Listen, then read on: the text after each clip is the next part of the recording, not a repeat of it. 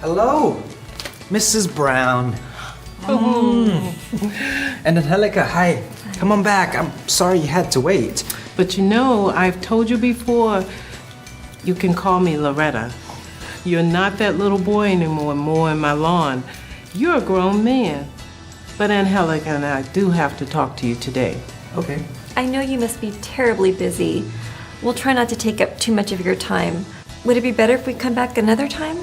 Now, you stop that right now, Angelica. What we have to talk to Randy about is just as important as anything else he has on his plate for today. Am I right, Randy? Angelica, Mrs. Brown and Loretta and I go way back.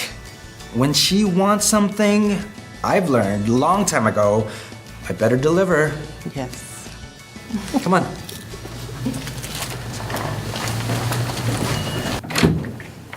Please, have a seat.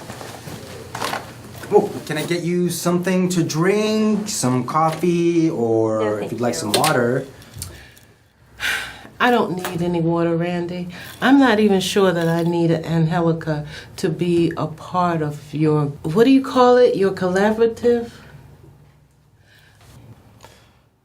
Loretta, I can see that something happened that upset you. Yes, I am upset. I stand for this community.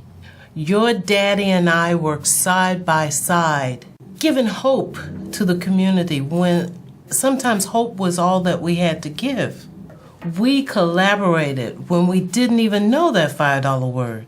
We did it because that's what good Christians do. I'm not seeing very much collaboration nowadays. I'm not going to let this Mike fellow or your organization cram any agendas down the people's throats. But something's got to change, Randy. He believes that the only thing that matters is how much a person weighs. He's pushing people away with that one-track mind.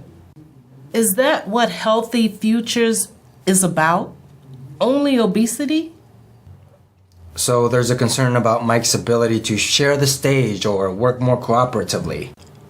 To answer your question, yes, reducing obesity is a big part of our efforts and a major focus for our funders at Healthy Futures. But we have a collaborative for a reason, Loretta. That's to ensure that everything that's about health issues are embraced and improved. If that's the case, Angelica, you need to tell Randy what's been going on. Well, it's just that he's lost all that weight, and he sees it as such an important issue. It is, but I don't know. Angelica, help me understand how this passion that Mike has plays out in your work together. Okay, well, for example, today at the fair, he yelled at a resident for letting his sons eat junk food. And then an African immigrant walked up who was clearly depressed, and he started lecturing her about food. She didn't need to know about how to cook healthy. She needed counseling. That's my specialty, and that's where our organization comes in, Randy. Mike just doesn't understand that.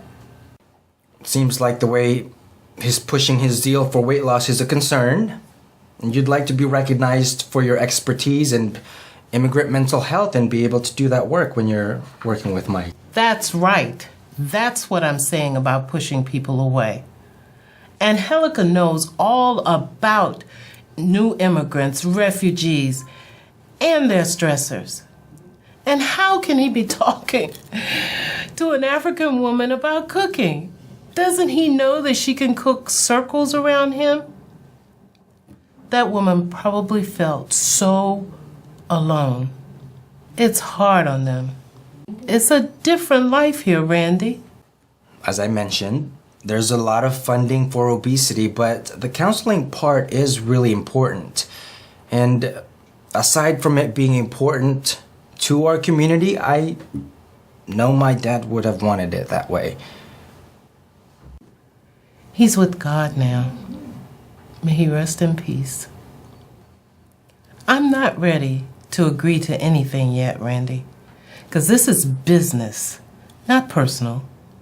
There are other problems. You're right, Loretta. We have to work these things out for sure. Angelica, what else is going on?